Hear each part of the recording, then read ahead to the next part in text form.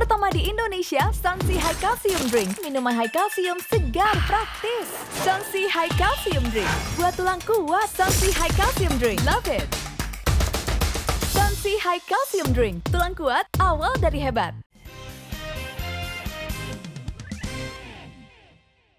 Dipersembahkan oleh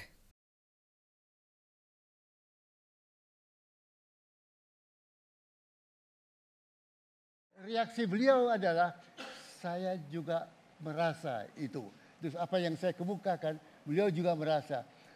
Ibu Tin juga merasa tiba waktunya untuk mengundurkan diri.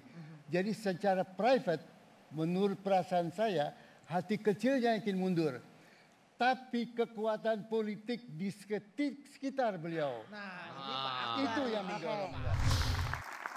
Anda masih menyaksikan Q&A, kita punya gambar di sini, coba kita tunjukkan kepada narasumber. Nih rame nih Pak, piye kabare enakan zamanku toh. Sering lihat gak nih Pak Emil, Pak Kosmas, Pak Akbar? Betul gak sih Pak enakan zamannya Pak Harto kalau menurut Pak Emil, menurut Pak Akbar, Pak Kosmas, betul? Tiap zamannya punya semangat zaman sendiri. Jangan dibandingkan zaman A dengan zaman X, lain dong. Tapi kan kalau dulu dolar lebih murah. Tapi generasinya lain, demand, keperluan, segala macam lain. Jadi saya kira keliru kalau membandingkan A dengan B ini.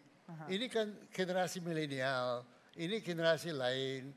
Dan tingkat ekonomi juga berbeda. Oke, saya jadi kira jargon seperti ini harusnya nggak usah dipakai lagi? Nah, saya kira nggak realistis itu. Nggak realistis, Pak Akbar? Ya kalau memang suatu kenyataan, suatu fakta kita nggak bisa sembunyi-sembunyikan. Memang faktanya pada waktu zaman Orde Baru kita soal pangan kan boleh dikatakan kita swasembada, ya toh? Sehingga demikian pada waktu itu tidak kurang Asosiasi Dunia, FAO misalnya memberikan satu penghargaan kepada Indonesia. Presiden kita pun juga mendapatkan suatu pengakuan.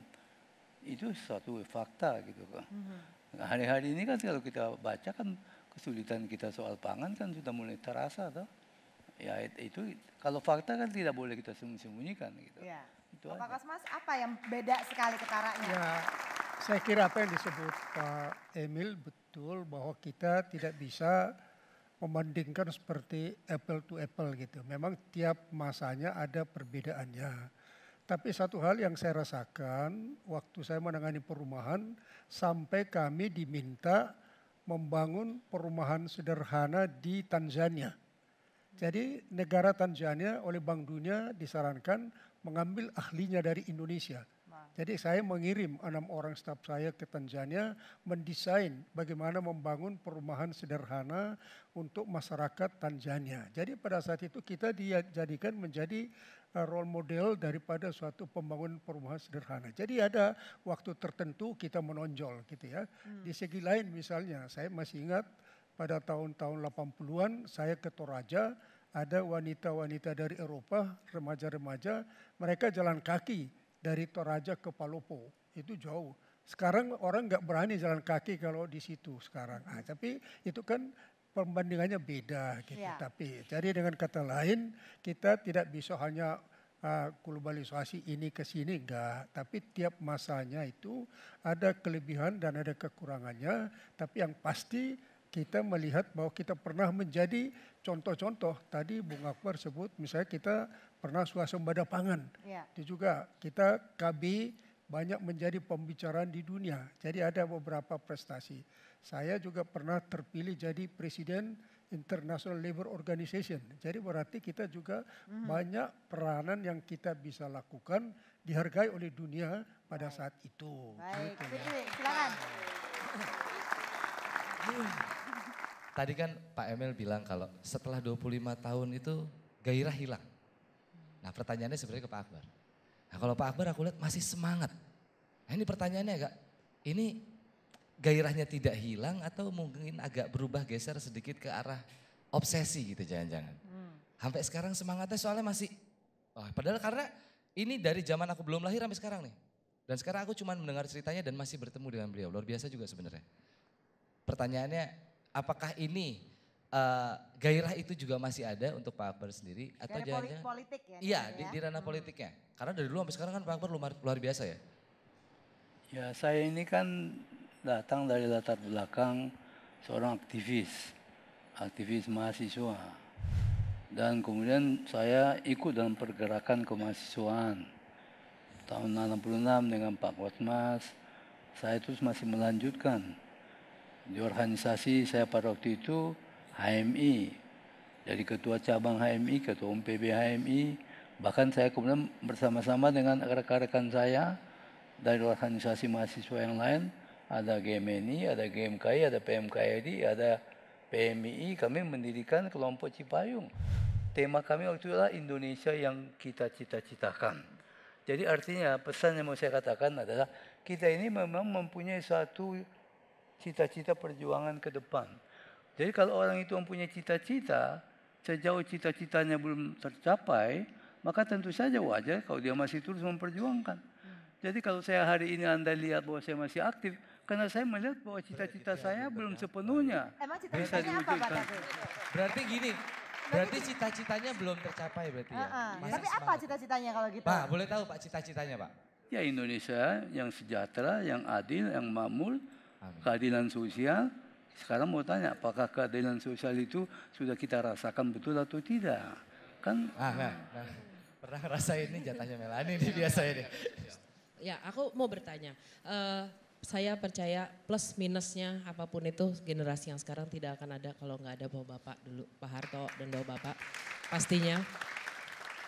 Dua pertanyaan. Pertama, dengan adanya bapak-bapak banyak yang menyebut ketiga bapak ini living legend.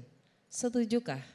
Dan kedua, ada wacana, banyak juga yang setuju dan tidak, menjadikan Pak Harto pahlawan nasional. Setujukah?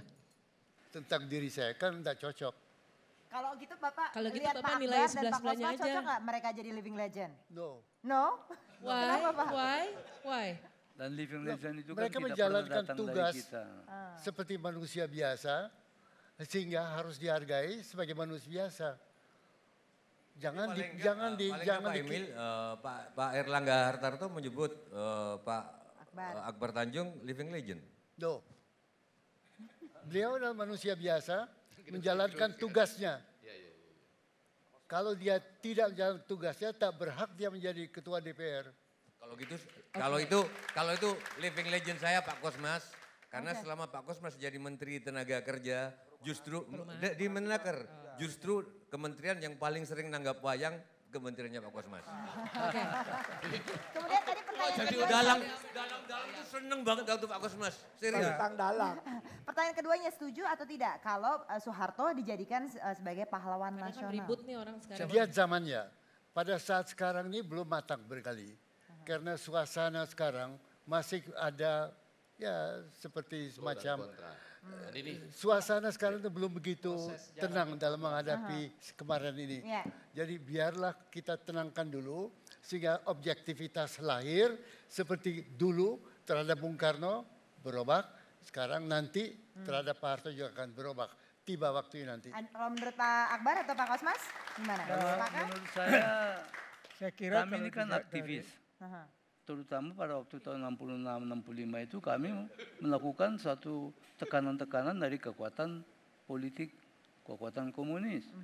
Bahkan kemudian puncaknya terjadi peristiwa G30 SPKI. Dalam perspektif itu, kalau bukan karena Pak Harto dengan adanya kekuatan yang dia miliki membubarkan Partai Komunis, mungkin kita ini udah kayak apa Indonesia ini. Dalam perspektif itu saya berpendapat wajar kalau beliau Cocok dikasihkan jadi pahlawan nasional. pahlawan nasional. Tapi saya kira Menurut Pak Kosmas juga Saya kira- sepakat? Sepakat jadi pahlawan nasional? Oke, silakan. Saya kira nggak usah di riset terlalu jauh enak mana sekarang waktu zaman Soeharto. Orang-orang seusia saya, Kang Asep sudah setuju semua. Pasti enak zaman Soeharto. Karena waktu itu istri saya masih muda dan istri saya senang saya masih muda waktu itu. Semua. Enggak, nyambung.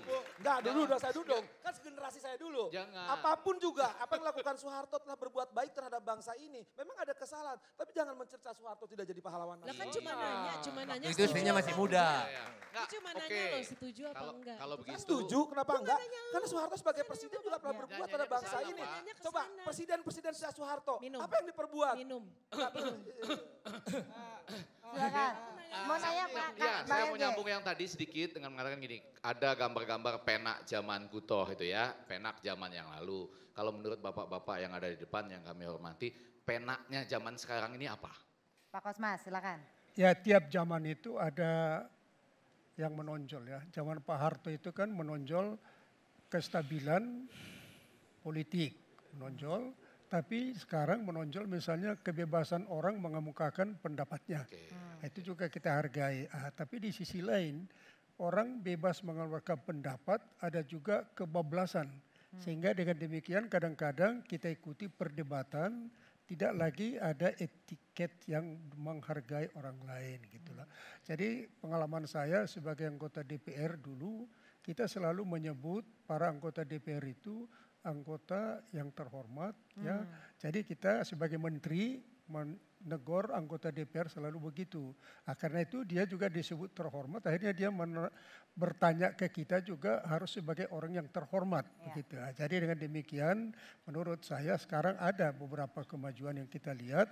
Tapi di sisi lain kita gak bisa membantah beberapa waktu yang lalu juga banyak kemajuan yang kita bikin. Sehingga dengan demikian ke depan bagaimana kita membina bangsa ini untuk bisa melanjutkan apa yang kita sepakati bersama mensejahterakan masyarakat kita ini. Gitu.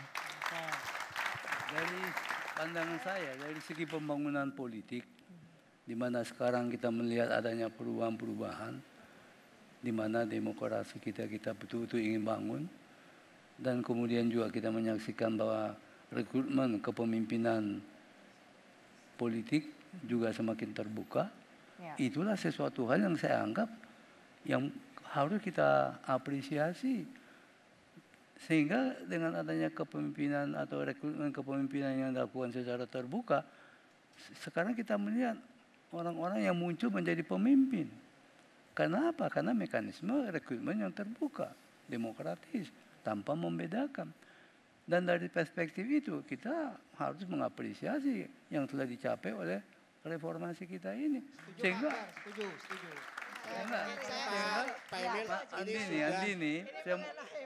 Andini, zaman sekarang ribut aja, lu gak pernah ribut begini.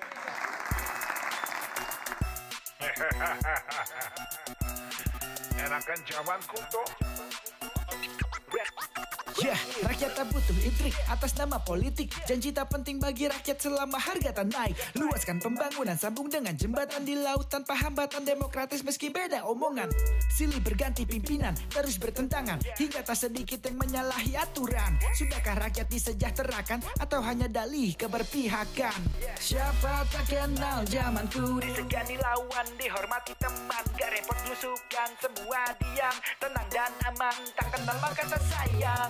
Tetap teratur, kagak ngelantur. Kalau orang bilang enakan zamanku toh, enakan zamanku toh, enakan zamanku toh.